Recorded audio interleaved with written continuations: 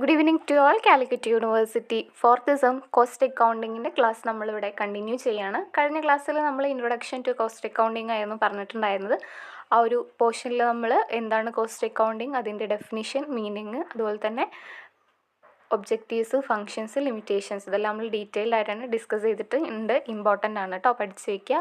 May be S ഒക്കെ വരാൻ സാധ്യതയുണ്ട്. ആ മെത്തേഡ്സ് ഓഫ് കോസ്റ്റിംഗ് ഒക്കെ ഉണ്ടല്ലോ, അതിൻ്റെ തിയറി പോർഷൻസ് ഒക്കെ വരാൻ ചാൻസ് ഉണ്ട്. കഴിഞ്ഞ പ്രാവശ്യത്തെ പ്രീവിയസ് ഇയർ ക്വസ്റ്റ്യൻ പേപ്പറിൽ ഉണ്ടായിരുന്നു. ഓക്കെ, അപ്പോൾ നെക്സ്റ്റ് നമ്മൾ നോക്കുന്നത് ആ ഒരു ചാപ്റ്ററിൽ തന്നെയുള്ള മാനേജ്മെൻറ്റ് അക്കൗണ്ടിങ്ങും കോസ്റ്റ് അക്കൗണ്ടിങ്ങും തമ്മിലുള്ള ഡിഫറൻസും അതുപോലെ തന്നെ ഫിനാൻഷ്യൽ അക്കൗണ്ടിങ്ങും കോസ്റ്റ് അക്കൗണ്ടിങ്ങും തമ്മിലുള്ള ഡിഫറൻസാണ്. ഓക്കെ, ഇത് റിപ്പീറ്റ് ആയിട്ട് വരുന്ന ക്വസ്റ്റ്യൻ ആണ്. എല്ലാ പ്രാവശ്യവും ഇതൊന്നൊരു ക്വസ്റ്റ്യൻ ഉണ്ടാകും. മേ ബി മാനേജ്മെൻറ്റ് അക്കൗണ്ടിങ്ങും കോസ്റ്റ് അക്കൗണ്ടിങ്ങും ആയിരിക്കും, അല്ലാന്നുണ്ടെങ്കിൽ ഫിനാൻഷ്യൽ അക്കൗണ്ടിങ്ങും കോസ്റ്റ് അക്കൗണ്ടിങ്ങും ആയിരിക്കും. ഓക്കെ, അപ്പം നമുക്ക് നോക്കാം. ആദ്യം നമുക്ക് മാനേജ്മെൻറ്റ് അക്കൗണ്ടിങ്ങും കോസ്റ്റ് അക്കൗണ്ടിങ്ങും തമ്മിലുള്ള ഡിഫറൻസ് നോക്കാം.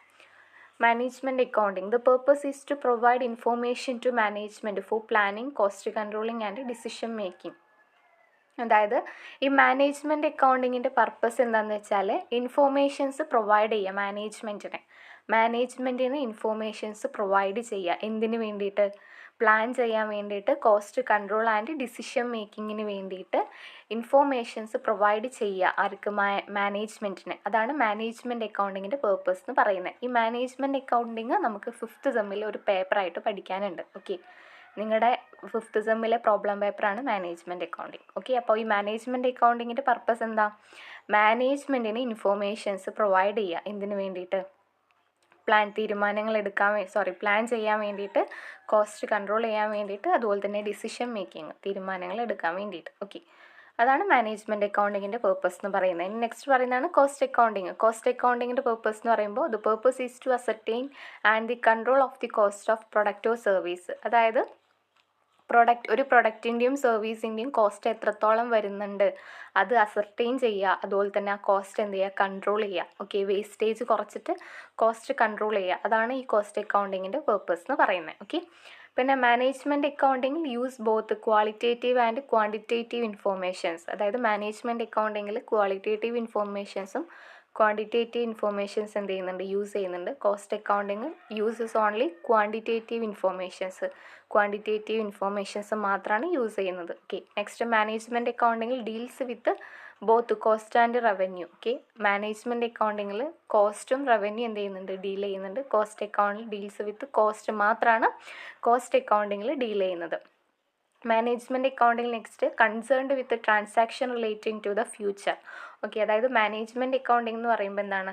ഫ്യൂച്ചറുമായിട്ട് റിലേറ്റ് ചെയ്യപ്പെട്ടിട്ടുള്ളതാണ്. അതായത് ഭാവിയിൽ ഇങ്ങനെയൊക്കെ നടക്കണം, ഇത്രയൊക്കെ പ്രോഫിറ്റ് ഉണ്ടാവണം, അല്ലെങ്കിൽ ഇത്രയൊക്കെ അതുമായിട്ട് റിലേറ്റ് ഉള്ളതാണ് എന്ത് പറയുന്നത്? മാനേജ്മെൻറ്റ് അക്കൗണ്ടിങ്, ഫ്യൂച്ചറുമായിട്ട് റിലേറ്റ് ചെയ്യപ്പെട്ടിട്ടുള്ളത്. ഓക്കെ, എന്നാൽ കോസ്റ്റ് അക്കൗണ്ടിങ് എന്ന് പറയുമ്പോൾ based on both historical and current data. Okay, historical എന്ന് പറയുമ്പോൾ പ്രീവിയസ് ഇയറിലുള്ളതും നിലവിലുള്ളതും. ഓക്കെ, അതാണ് ഹിസ്റ്റോറിക്കൽ ആൻഡ് കറൻറ്റ് ഡാറ്റ. ഇത് രണ്ടും കമ്പയർ ചെയ്യുക, അതിനനുസരിച്ച് പോളിസി ഫോർമുലേഷൻ, ഡിസിഷൻസ് എടുക്കുക, അതൊക്കെയാണ് ഈ കോസ്റ്റ് അക്കൗണ്ടിങ്ങിൽ നടക്കുന്നത്. ബേസ്ഡ് ഓൺ ബോത്ത് ഹിസ്റ്ററി പഴയതും അതുപോലെ തന്നെ കറൻറ്റ് ഡാറ്റ, ഇപ്പം നിലവിൽ ഓൾറെഡി റൺ ആയിക്കൊണ്ടിരിക്കുന്നത്. ഓക്കെ, പിന്നെ only four management accounting use ചെയ്യുന്നത് മാനേജ്മെൻറ്റ് മാത്രമായിരിക്കും. ഓക്കെ, എന്നാൽ കോസ്റ്റ് അക്കൗണ്ടിങ് യൂസ് ചെയ്യുന്നതോ it is used share holders and management use ചെയ്യുന്നുണ്ട്, കോസ്റ്റ് അക്കൗണ്ടിങ് യൂസ് ചെയ്യുന്നുണ്ട്. ഓക്കെ, ഇത് ഇമ്പോർട്ടൻ്റ് ആണ് കേട്ടോ. മാനേജ്മെൻറ്റ് അക്കൗണ്ടിങ്ങും കോസ്റ്റ് അക്കൗണ്ടിങ്ങും എനിക്ക് തോന്നുന്നു പ്രീവിയസ് ഇയർ ക്വസ്റ്റ്യൻ പേപ്പറിൽ ഉണ്ടായിരുന്നു. ഓക്കെ,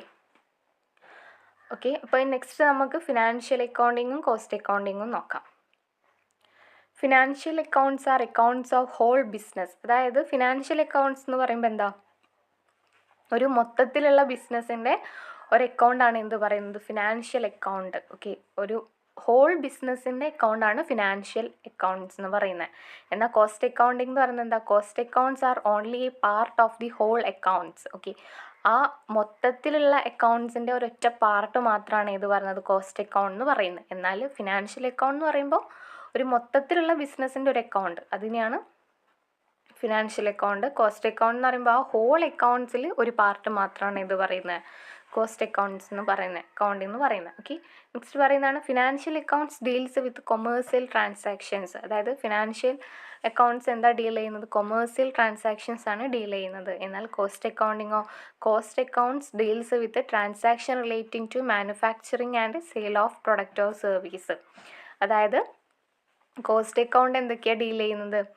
മാനുഫാക്ചറിങ്, അതായത് മാനുഫാക്ചറുമായിട്ട് റിലേറ്റ് ചെയ്യപ്പെട്ടുള്ളതും അതുപോലെ തന്നെ sale of product or service, പ്രൊഡക്റ്റിൻ്റെയും സർവീസിൻ്റെയും സെയിലുമായിട്ടും അതിൻ്റെ ഉൽപ്പാദനവും റിലേറ്റ് ചെയ്യപ്പെട്ടുള്ളതാണ് എന്ത് പറയുന്നത്? കോസ്റ്റ് അക്കൗണ്ട്സ് എന്ന് പറയുന്നത്. ഓക്കെ, പിന്നെ financial account deals with external transactions.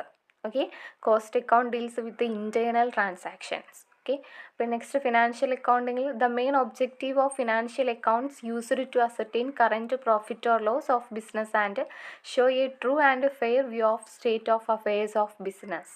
Okay, ഇനി കോസ്റ്റ് അക്കൗണ്ടിൻ്റെ മെയിൻ ഒബ്ജക്റ്റീവ് പറഞ്ഞാണ് the main objective of cost account is to suspend a true cost of production. Okay, പിന്നെ ഫിനാൻഷ്യൽ അക്കൗണ്ടിൽ ഓൺലി ഹിസ്റ്റോറിക്കൽ കോസ്റ്റ് മാത്രമായിരിക്കും, only historical cost are recorded. പഴയ historical cost മാത്രമായിരിക്കും അവിടെ എന്ത് ചെയ്യുന്നുണ്ടായിരിക്കുക? റെക്കോർഡ് ചെയ്യുന്നുണ്ടായിരിക്കുക. എന്നാൽ കോസ്റ്റ് അക്കൗണ്ടിൽ both historical and pre determined cost എന്ത് ചെയ്യുന്നുണ്ട്?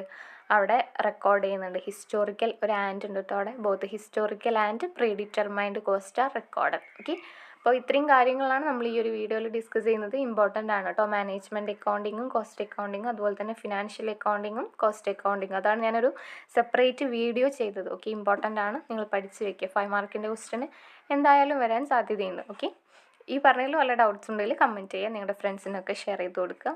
താങ്ക്